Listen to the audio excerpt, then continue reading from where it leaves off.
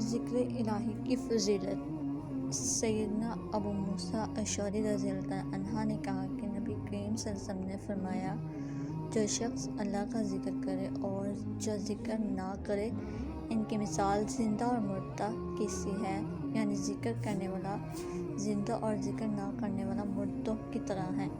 صحیح بخاری حدیث۔ اب دوسری حدیث، بینیفٹس آف سیئنگ سبحان اللہ کی فضیلت۔ سیدنا ابو ہریرہ رضی اللہ عنہ سے روایت ہے کہ رسول پاک صلی اللہ علیہ وآلہ وسلم نے فرمایا، جس نے سبحان اللہ و بحمدہ ایک دن میں 100 مرتبہ پڑھا، اس کے تمام گناہ مٹا دیے جائیں گے، اگرچہ اس کے گناہ سمندر کی جھاگ کے برابر ہوں۔